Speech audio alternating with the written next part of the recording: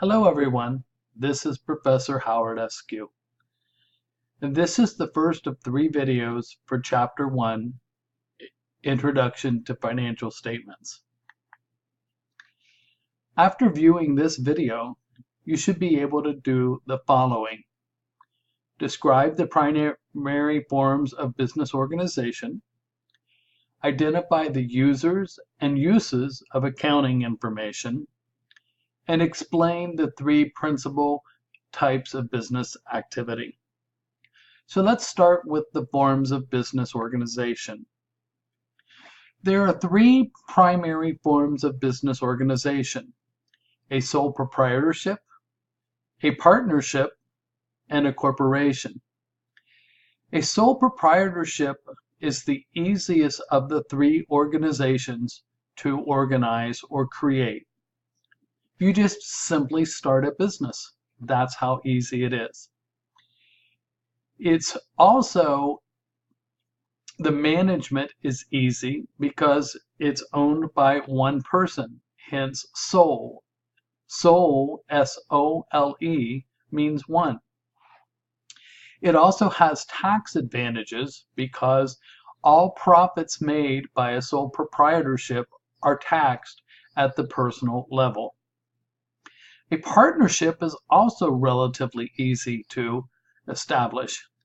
A partnership requires 2 or more individuals who want to start a business venture. Because there's 2 or more individuals, the ownership of the organization is shared among those partners. The advantage of having a partnership is all of the responsibilities for running the business, the management, the purchasing, the day-to-day operations, can be shared among the partners who have specific skill sets in those areas. Also, these companies' partnerships are taxed at the personal tax rate. The third is a corporation.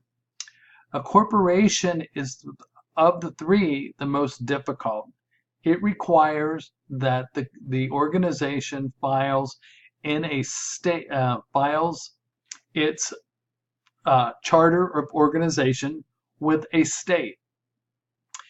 The nice thing is, because it's a corporation, there will be shareholders.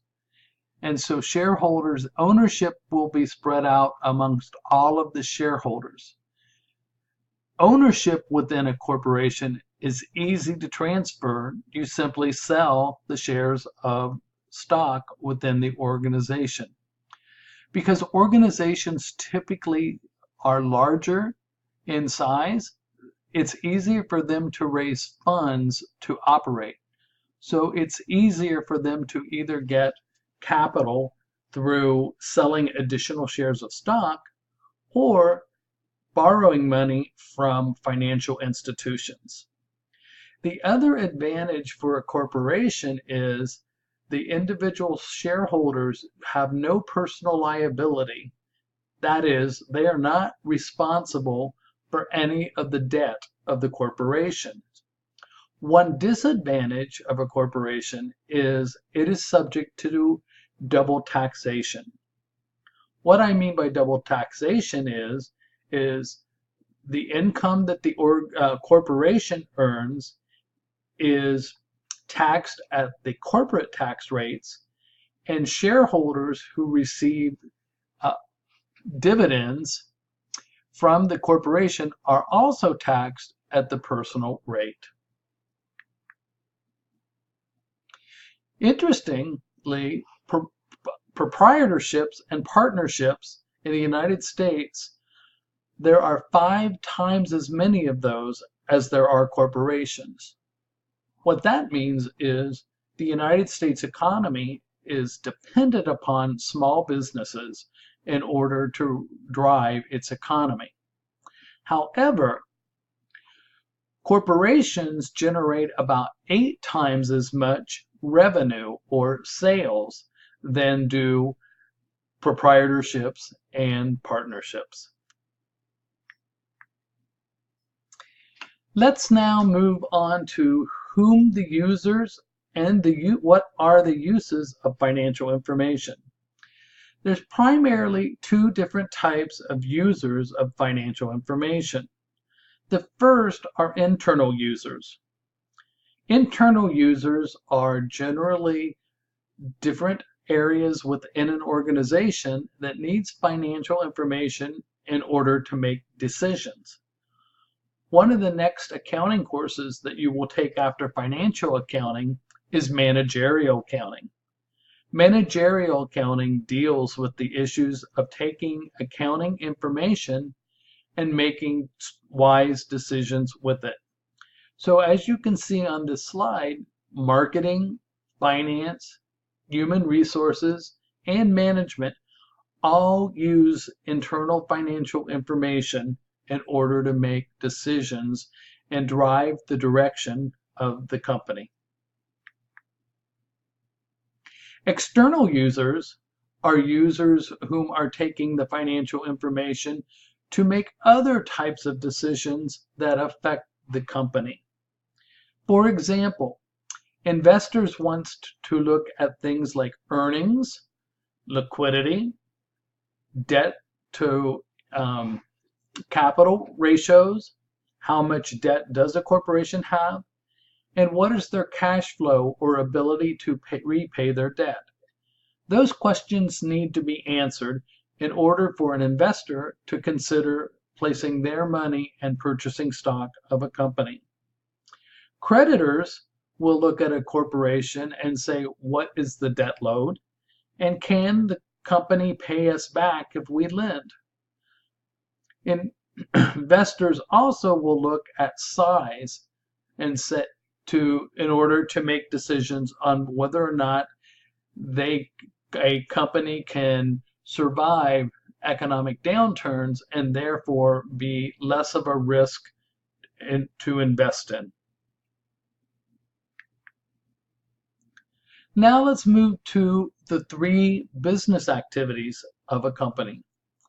The three business activities of a company are financing, investing, and operating. The accounting information system keeps track of the results of each of these business activities. So let's look at a financing activity. There are primarily two types of financing activities. In other words, companies can finance their operations in only two manners. One is borrowing or debt financing.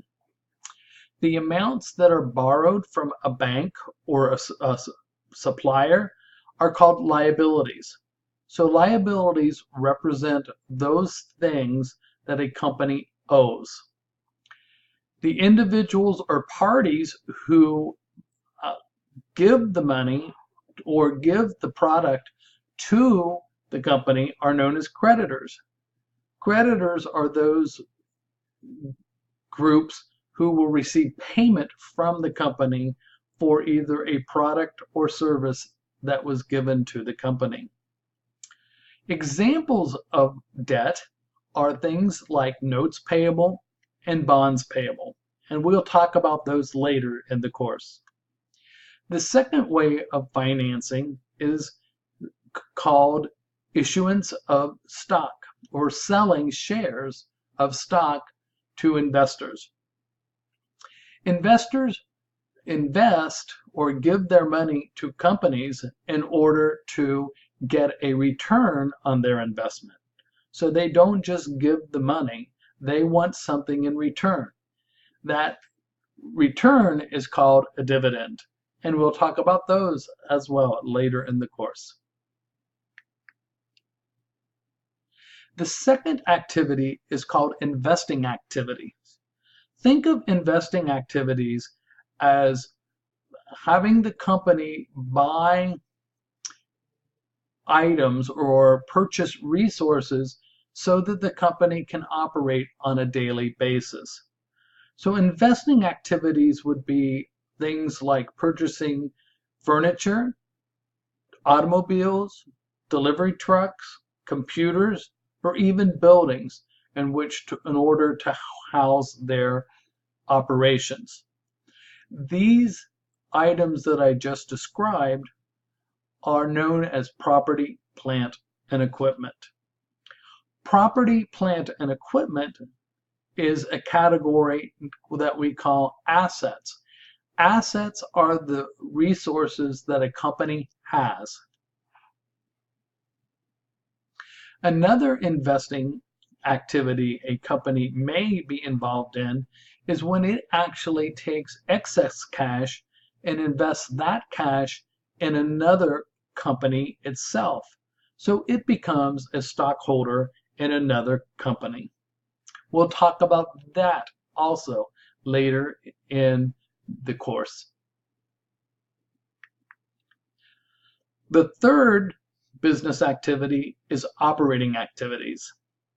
Operating activities are those activities that allow the business to operate on a daily basis.